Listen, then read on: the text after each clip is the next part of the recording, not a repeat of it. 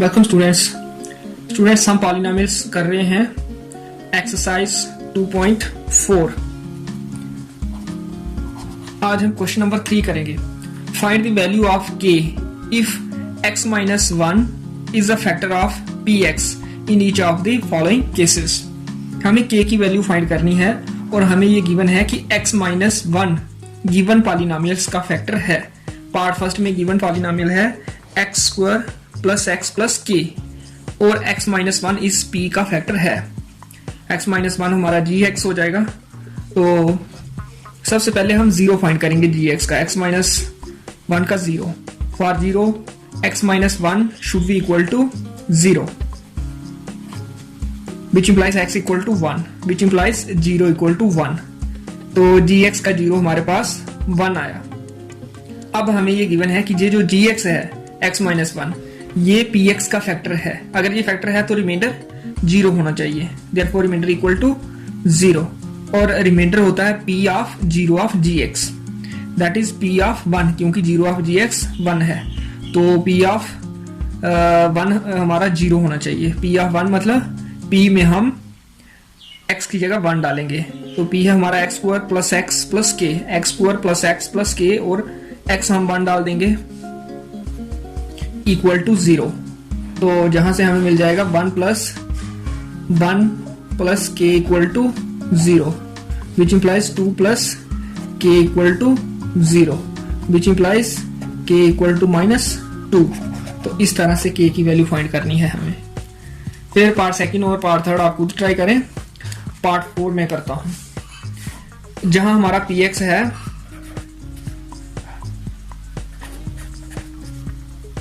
kx square minus 3x plus k और 0 of gx हमारा यही है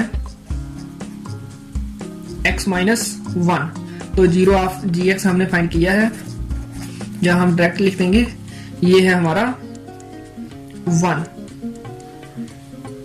नाउ ये गिवन है कि gx is a factor of px।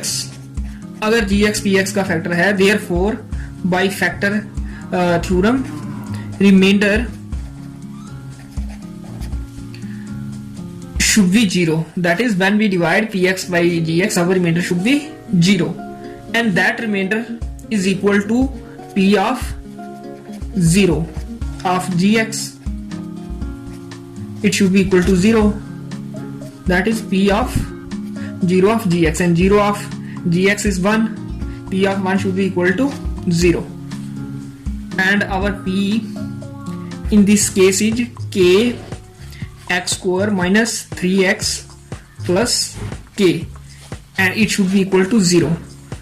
x की जगह 1 डाल देंगे तो ये हो जाएगा k into 1 square k minus 3 into 1 minus 3 plus k equal to 0, जहां से k plus k 2k minus 3 equal to 0, जहां से 2k इक्वल टू 3 हो जाएगा क्योंकि -3 राइट साइड जाकर +3 हो जाएगा और जहां से k हमारा आ जाएगा 3/2 क्योंकि ये 2 जब दूसरी तरफ जाएगा तो 3 के डिनोमिनेटर में जाएगा। इस तरह से k की वैल्यू इस केस में 3/2 आएगी।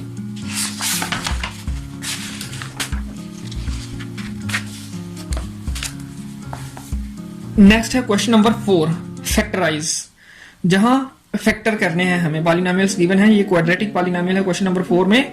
तो क्वाड्रेटिक पॉलिनोमियल मतलब इनकी डिग्री 2 होती है, हाईएस्ट पावर वेरिएबल की 2 होगी। तो क्वाड्रेटिक पॉलिनोमियल को फैक्टर अगर हमें बनाने हो तो by splitting the middle term, 3 terms हैं ये, x स्क्वायर वाली टर्म फिर x वाली फिर कांस्टेंट जो मिडिल टर्म है x वाली, इसको स्प्लिट करना होता है, इसके 2 टुकड़े करने होते हैं, -7x के 2 टुकड़े। तो कैसे करते हैं? 12x स्क्वायर ऐसे ही लिखना है, +1 ऐसे ही लिखना है, ये -7x है जो इसके टुकड़े करने हैं। तो हमने x वाली टर्म का कोफिशिएंट देखना है, ये -7 के 2 टुकड़े करने हैं और उन 2 टुकड़ों का सम -7 होना चाहिए। जिसके टुकड़े करने हैं टुकड़ों का सम उसके बराबर होना चाहिए और उन टुकड़ों को मल्टीप्लाई करने पर हमें क्या मिलना चाहिए, जो x स्क्वायर का कोफिशिएंट है इनटू कांस्टेंट जो है 12 इंटू 1 दैट इज 12। तो दो टुकड़े हैं, उनका सम है -7 और उनका प्रोडक्ट है 12। प्रोडक्ट 12 है तो मतलब वो जा तो दोनों प्लस के हैं, जा तो दोनों माइनस के, तभी प्रोडक्ट पॉजिटिव आएगा। हमें ये पता चल गया कि जहां वो दोनों प्लस के हैं, जहां दोनों माइनस के। फिर प्लस करने पर वो -7 आ रहा है, इट मीन्स दोनों प्लस के नहीं हो सकते, वो टुकड़े दोनों माइनस के हैं, इतना हमें पता चल गया। अब माइनस के हैं, उनका सम -7 है, तो -1 -6 का सम 7 होता है, लेकिन इनका प्रोडक्ट 12 नहीं है, इसलिए ये रिजेक्ट हो जाएगा। फिर दूसरी पॉसिबिलिटी है -2 के साथ, -2 -5 भी 7 होता है सम, लेकिन ये प्रोडक्ट इसका 10। फिर 3 के साथ, -3 के साथ, -3 -4 इनका सम हो जाएगा -7 और इनका प्रोडक्ट भी हो जाएगा 12। तो ये दो टुकड़े हैं, -7 के दो टुकड़े हैं, -3 और -4। तो जहां हमने -7x की जगह लिखते हैं ना -3x -4x। ये फर्स्ट स्टेप है जो बड़ा क्रूशियल है। अगर ये आपका हो गया तो नेक्स्ट आसान है। फिर क्या करना है, पहली दो टर्में और थर्ड और फोर्थ टर्म में इनके पेयर बना लेने हैं। यहां से जो कॉमन आता है वो ले लेना है। यहां से कॉमन आ सकता है एक x और एक 3x। पीछे जहां रह जाएगा 4, क्योंकि 4 × 3 12 और x स्क्वायर है, एक x है तो एक x 4x, और जहां 3x कॉमन आ गया है तो -1। फिर ये वाली ब्रैकेट में भी यही होगा, 4x -1। ब्रैकेटों में सेम ये एक्सप्रेशन होगा, लीनियर एक्सप्रेशन। और यहां हमने देख लेना है कि क्या बचता है, 4x के साथ किसको मल्टीप्लाई करें, -4x आएगा -1, और ये चेक कर लेना -1 × -1 + 1 ठीक है। उसके बाद ये कॉमन आएगा 4x -1, इधर भी है इधर भी है, तो ये रह गया 3x और ये -1। इस तरह से 12x² - 7x + 1 के फैक्टर हो गए, ये दो फैक्टर लीनियर फैक्टर आ गए क्वाड्रेटिक पॉलिनोमियल के। इस तरह से ये करना है। 3 पार्ट्स में आपके सामने करता हूं अभी, तो आपको और समझ आएगी। जैसे हमने फर्स्ट पार्ट किया, 2x² ऐसे ही रखना है और +3 ऐसे ही रखना है, इस मिडिल टर्म को स्प्लिट करना है। ये है हमारी 7, प्लस करने पर 7 आना चाहिए और मल्टीप्लाई करने पर x² का कोफिशिएंट है 2 और कांस्टेंट है हमारा 3, दैट इज 2 3 6। दो टुकड़े हैं, उनका सम है 7 और प्रोडक्ट है उनका 6। प्रोडक्ट 6 है, मतलब या तो दोनों पॉजिटिव हैं या दोनों नेगेटिव, और सम करने पर प्लस में आ रहा है, इट मींस दोनों पॉजिटिव हैं। तो 1 के साथ क्या मिलकर 6 बनता है 5, 1 और 5 6, लेकिन ये प्रोडक्ट 6 नहीं बन रहा है, प्रोडक्ट बन रहा है 5, इसलिए ये रिजेक्ट होगी पॉसिबिलिटी। फिर 2 के साथ देखते हैं, 2 के साथ कितना ऐड करें तो 7 आएगा, जहां 6 होगा सारी। 1 के साथ 6 प्लस करने पर 6 बनाना है हमने, 1 के साथ 6, 1 6 जा 6, प्रोडक्ट भी इनका इसलिए यही है, ये सही है। पहला ही जो हमारा ऑप्शन है वही सही है, 1 और 6। इनका सम 7 हो गया और प्रोडक्ट भी 1 6 जा 6, तो 7x को हमने लिख लेना है 6x + x।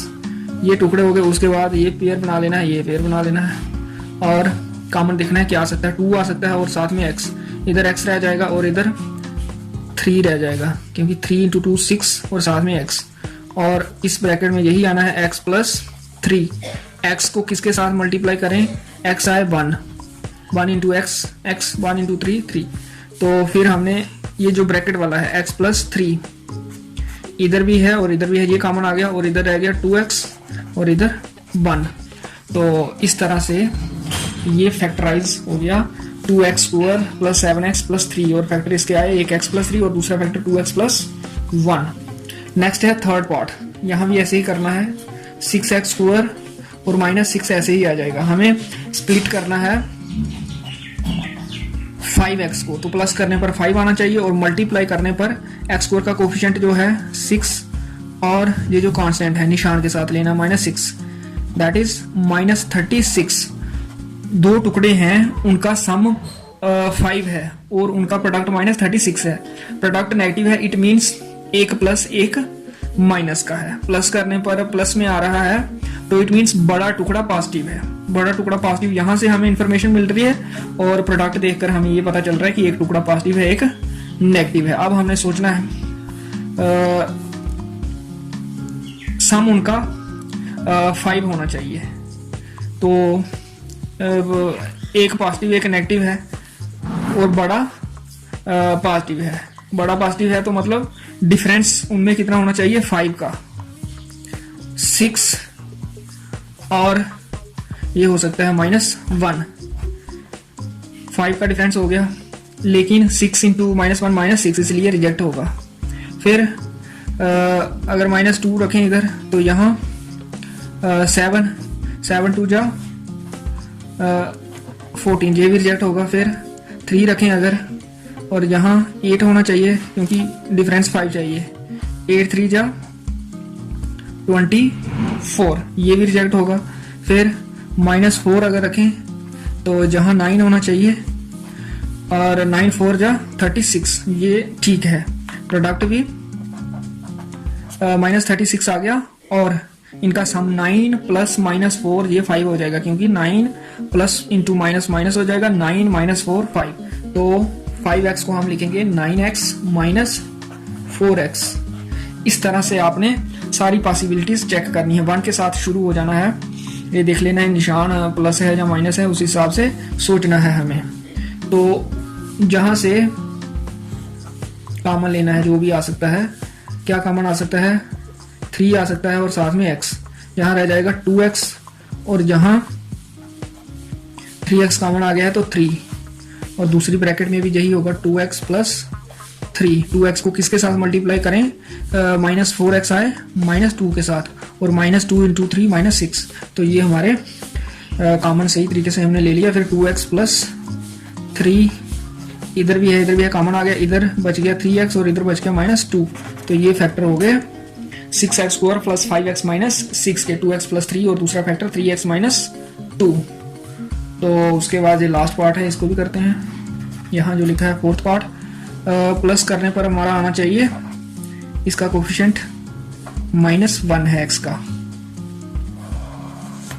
और मल्टीप्लाई करने पर हमारा आना चाहिए 3 × -4, दैट इज -12। 2 टुकड़े हैं, प्लस करने पर माइनस में आ रहा है, इट मीन्स एक पॉजिटिव है एक नेगेटिव है, तभी उनका सम नेगेटिव आएगा।